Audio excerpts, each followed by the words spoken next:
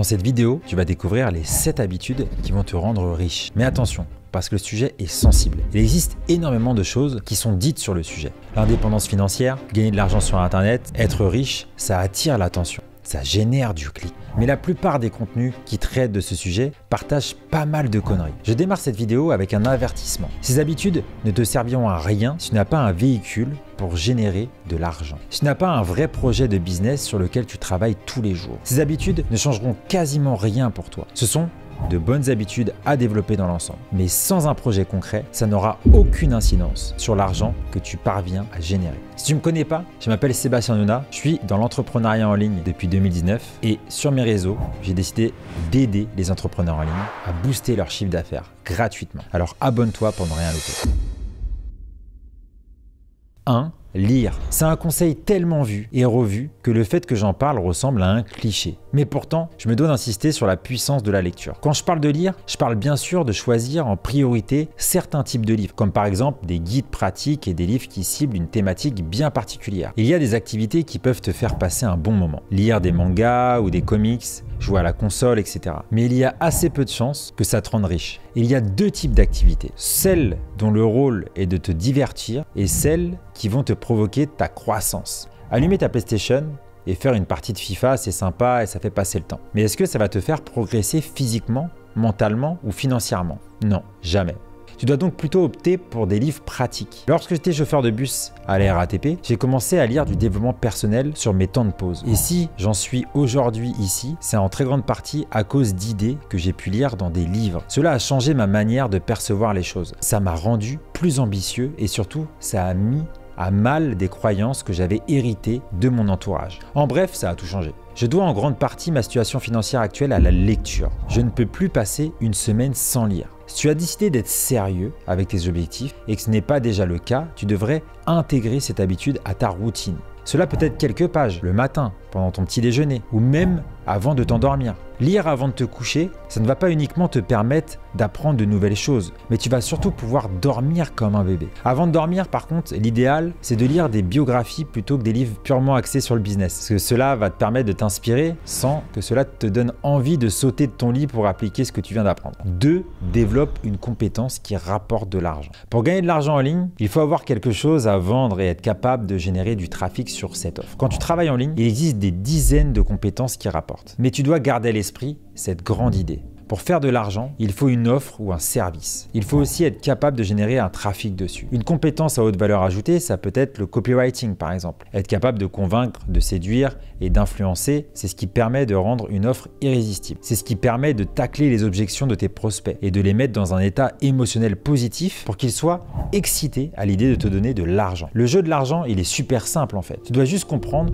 que tu dois échanger de la valeur pour recevoir de l'argent. Si tu n'apportes pas de valeur, tu vas rester sur la touche. Créer de la valeur, c'est le moyen le plus rapide de gagner de l'argent. Parce qu'il s'agit d'une compensation, d'une récompense pour la valeur que tu apportes. En prenant l'habitude de développer une compétence à haute valeur ajoutée, tu vas devenir capable d'apporter encore davantage de valeur à ton prospect. Et la conséquence, plus de cash pour toi, plus de choix et plus de liberté. Lorsque j'ai commencé à enregistrer des vidéos en face cam sur YouTube, je n'étais pas aussi à l'aise qu'aujourd'hui. Ça fait partie des compétences à forte valeur ajoutée que j'ai pris le soin de développer. Le meilleur moyen de développer une telle compétence, c'est de t'entraîner. Et c'est pour ça que cette habitude est complémentaire avec les précédentes. Tu peux lire des centaines de livres sur le charisme, l'art de s'exprimer en public pour devenir un meilleur orateur, mais au final, ce qui va faire la différence, c'est le nombre d'heures que tu passes à pratiquer. Tu vas apprendre à coder? Il faut que tu codes. Tu vas apprendre le copywriting? Il faut que tu écrives des textes de vente. Tu ne peux pas exceller dans un domaine si tu ne te contentes de la partie théorique. S'il suffisait de lire un bouquin sur le copywriting pour devenir un excellent copywriter, ça se serait. Ce qui fait la différence, c'est le nombre d'heures que tu vas passer sur le terrain, le nombre d'heures que tu passes à te planter et à recommencer. Ce n'est jamais du temps perdu, c'est de la pratique. C'est ça qui te fait progresser. Ce sont ces milliers d'heures qui vont te permettre de te différencier. Lorsque tu investis plus de temps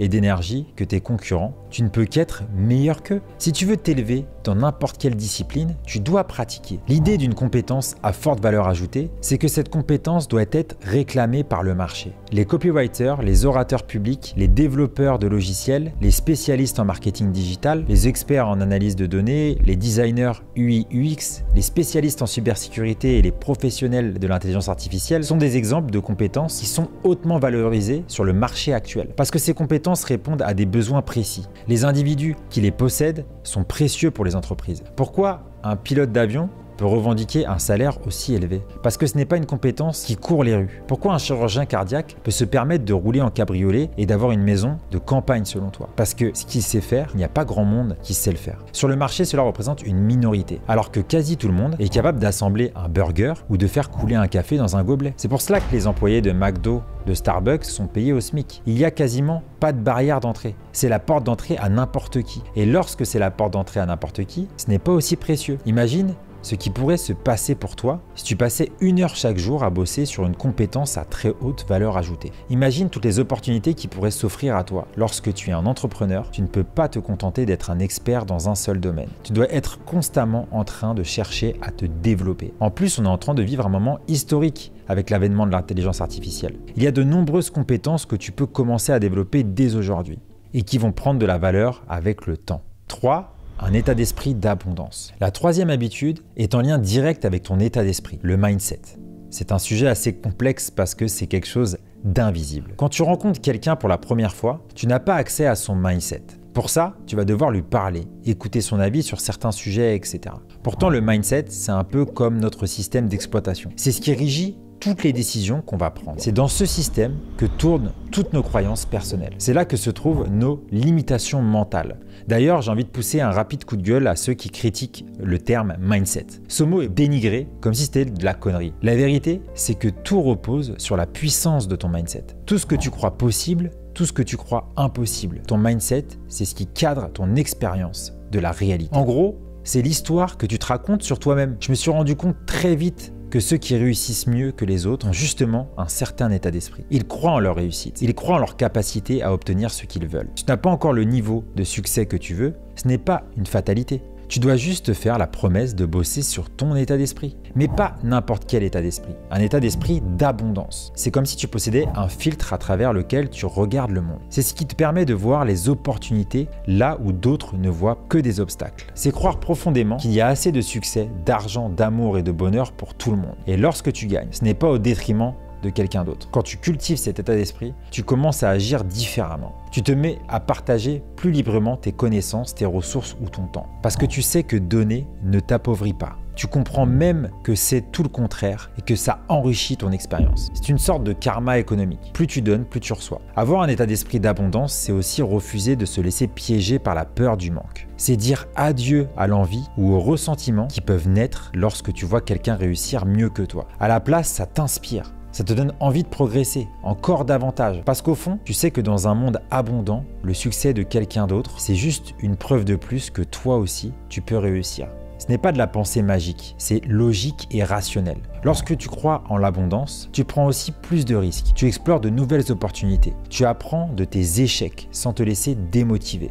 Parce que ton modèle mental repose sur de la confiance en soi. Tu sais que quoi qu'il arrive, tu parviendras toujours à retomber sur tes pattes. J'ai vraiment décidé de baser l'intégralité de mon business model sur cette idée. J'apporte de la valeur, j'offre du contenu et je m'applique à aider autant de monde que possible. Tous les jours, d'une manière ou d'une autre, lorsque tu sais que la vie finit toujours par répondre à tes besoins, tu peux arrêter de te crisper, tu peux arrêter de fonctionner avec la peur au ventre. Et c'est justement ce shift qui va te permettre de débloquer l'abondance. C'est ce qui va te permettre d'avoir une bien meilleure attitude dans tout ce que tu vas entreprendre. Si tu veux développer dès maintenant la meilleure attitude pour performer dans ton activité en ligne, j'en profite pour te rappeler que tu peux recevoir ton livre 1 million d'euros en ligne, les secrets directement chez toi. Il est truffé de stratégies, d'exemples concrets et de conseils pratiques pour t'aider à doubler tes revenus tout en réduisant ta charge de travail, le tout en moins de 90 jours. Le lien se trouve dans la description, ça te donnera l'occasion de voir par toi-même comment est constitué un tunnel de vente à 1M. 4. Méditer. Là encore, ça ressemble presque à un cliché tellement cette habitude s'est démocratisée. Tout le monde ou presque parle de méditation. Et tu as peut-être essayé en te disant « ouais, non, c'est chiant, ça marche pas, je perds mon temps ». Le truc, c'est que la méditation, c'est une habitude dont tu ne peux pas mesurer les résultats facilement. Ce n'est pas comme aller à la salle de sport. Quand tu vas à la salle, tu vois rapidement une différence. Tu le sens dans tes fringues et ça se voit dans le reflet du miroir. Pour bénéficier des effets positifs de la méditation, il faut être patient et assidu. Le vrai pouvoir de la méditation, c'est que ça t'entraîne à t'observer. Tu te mets à être capable de t'observer avec davantage de lucidité. Tu peux discerner tes propres pensées et tes émotions en prenant du recul. Cela te permet de devenir moins réactif. Tu crées un espace en toi qui te permet de choisir en conscience tes réponses et tes actions. Et ça, ce sont des qualités qui vont évidemment t'aider dans toutes les catégories de ta vie, pas uniquement dans ton business. Une méta-analyse publiée dans JAMA International Medicine a d'ailleurs conclu que la méditation aide aussi à réduire l'anxiété, la dépression et la douleur, ce qui peut avoir un impact positif à tous les niveaux. Tu n'as pas besoin de méditer 1 heure par jour. Si tu débutes, tu peux commencer par 5 à 10 minutes. Ce qui compte, c'est surtout que tu sois régulier. Trouve-toi un endroit calme où personne ne pourra venir te déranger. Tu peux écouter des méditations guidées pour démarrer, ça te permet de suivre des consignes au fur et à mesure. Il existe vraiment des méditations de toutes sortes. Essaie de choisir des enseignants qui te font te sentir à l'aise et lance-toi. L'habitude de méditer va te rendre riche car elle permet de reprendre le contrôle de tes pensées. Et ce sont tes pensées ainsi que tes actions qui vont dicter ta future réussite. La 5e habitude consiste à sculpter ton personnage. Tu n'es pas un individu figé. Pendant toute ta vie, tu vas pouvoir apprendre de nouvelles compétences et te développer personnellement. C'est ce que j'entends par sculpter ton personnage. Tu peux décider de choisir comment tu veux te développer. Ce qui compte, c'est que tu aies une idée de la personne que tu veux devenir. Quelle est ta vision? Dans 5 ans, quel genre de journée est-ce que tu vas vouloir vivre? Qui sont les personnes qui t'inspirent? Qu'est-ce qui te plaît dans leur lifestyle? Sculpter son personnage, c'est choisir son identité. Si tu veux être riche, tu vas devoir développer des compétences et des habitudes des personnes qui le sont déjà. Sculpter ton personnage ne signifie pas simplement que tu dois adopter des habitudes superficielles des riches. Cela veut surtout dire que tu vas tenter de comprendre et d'intégrer les principes fondamentaux qui ont conduit à leur succès. Et on en revient évidemment au mindset. Prenons l'exemple des personnes qui ont réussi dans le domaine que tu vises. Que font-elles chaque matin? Comment gèrent-elles leur temps? Quelles sont leurs priorités quotidiennes? Ce sont des aspects de leur vie que tu peux commencer à imiter pour façonner ton propre succès. C'était quand la dernière fois que tu t'es interrogé sur tes valeurs personnelles? Quels sont les principes qui sont les plus importants pour toi? Quand es-tu au clair avec le personnage que tu veux sculpter? Cela signifie que tu vas devoir dire non à certaines opportunités pour rester fidèle à ce que tu veux devenir. Le monde change rapidement et il faut s'adapter. Il existe des compétences qui étaient précieuses hier mais qui ne le sont plus aujourd'hui. Reste curieux et prêt à apprendre de nouvelles compétences qui pourraient te distinguer des autres. En sculptant ton personnage, tu crées activement la version la plus authentique et la plus accomplie de toi-même. C'est ce qui te mènera à l'abondance financière. En forgeant tes compétences, tes habitudes et ton état d'esprit, tu vas bâtir les fondations d'une vie riche au sens propre comme au figuré. 6. Investir. Cette 6e habitude est très importante et je me dois d'insister sur ce qui va te rendre riche. C'est d'apprendre à investir. Même si c'est juste 50 € par mois, si tu as des rentrées d'argent, ça signifie que tu as les moyens d'investir au moins 50 €. Tu ne peux pas imaginer à quel point investir est une habitude puissante. Il faut que tu commences cette habitude le plus tôt possible, grâce au pouvoir de l'effet cumulé. Le temps est ton allié, comme la méditation. Ce qui compte, c'est la régularité. Bien sûr, investir comporte des risques. Assure-toi de t'éduquer et de n'investir que des sommes que tu es théoriquement prêt à perdre. Il existe des centaines de ressources sur le sujet. Des livres, des vidéos, des formations en ligne, etc. L'argent que tu génères grâce à tes investissements, c'est un revenu passif. Un revenu passif parce que tous ceux qui parlent de créer une formation en ligne savent qu'il ne s'agit pas d'un véritable revenu passif. Tu dois constamment créer des publicités ou du contenu pour attirer du trafic sur tes pages de capture. Idem avec le marketing d'affiliation. L'investissement, c'est de l'argent que tu mets au travail et qui grossit. Si tu réinvestis ce que tu génères, ça grossit encore plus vite. La formule pour comprendre l'effet cumulé, c'est choix minime plus constance plus temps égale différence radicale. Voici quelques exemples produits par l'effet cumulé. 1 centime qui doublerait chaque jour ne produirait que 5 243 au bout de 20 jours, mais 10 737 418 au bout de 31 jours. Consommer 125 calories en plus par jour te fera gagner 15 kilos en 31 mois. En lisant 10 pages par jour d'un livre de développement personnel, au bout de 31 mois, tu auras consacré 10 000 heures à t'améliorer. Investir, ce n'est pas qu'une histoire d'argent. Tu dois aussi investir en toi. L'argent que tu es capable de générer est en lien direct avec ton identité. Ce que tu crois, ce que tu sais faire, c'est ce qui influence ta capacité à générer plus d'argent. Quand tu crois que la limite financière, c'est 2 000 € par mois, tu vas toujours t'assurer que maintenant ce seuil, c'est ta limite. Peut-être que tu vas te mettre à gagner un peu plus pendant quelques temps, mais en général, ça ne dure pas. D'une manière ou d'une autre, tu vas trouver le moyen de revenir à ta limite, parce que c'est ta norme. C'est en questionnant cette norme et la croyance qui vont avec que tu peux accéder à de nouveaux paliers. 3 000 € par mois peut te sembler normal, puis 5 000, puis 10 000, etc. Tu es la seule limite. Investir en toi, cela te permet de continuer à aiguiser tes compétences. Cela te permet de grandir, de te réinventer, d'exploser ces plafonds de verre, te limites. Investir en toi, ça passe par les bouquins que tu lis, les formations que tu peux acheter, les voyages que tu vas entreprendre, etc. Tous les efforts que tu peux mettre en œuvre pour grandir, progresser, apprendre et te développer personnellement vont te servir à améliorer ta situation financière, à condition que tu passes à l'action, que tu deviennes pas un énième junkie du dev perso. Le genre qui claque des milliers d'euros dans des programmes de séminaires, des masterminds, mais qui ne passe quasiment jamais à l'action. 7. Donner encore plus. Le dernier point est contre-intuitif comme jamais. C'est l'idée de donner plus. En direct, tu pourrais te dire que si tu ne donnes plus, tu vas avoir moins. Et que justement, pour devenir riche, c'est tout l'inverse qu'il faudrait faire. Je peux t'affirmer, il faut donner. Plus tu donnes, plus tu reçois. Déjà parce qu'il existe en principe un psychologie très puissant qui se nomme le principe de réciprocité. Quand tu apportes de la valeur à un individu, il est plus enclin à te renvoyer l'ascenseur. Il faut donner avant de recevoir. Mais il ne faut pas donner avec l'espoir que tu vas recevoir parce que sinon, ça devient du calcul. Cela flingue l'authenticité. C'est pour ça que c'est important de se sentir connecté à sa mission. Quand tu as le sentiment que tu es en train d'accomplir une mission plus grande que toi, tu n'es pas dans l'attente de recevoir un retour de la part de n'importe quelle personne qui profite de ce que tu as à offrir.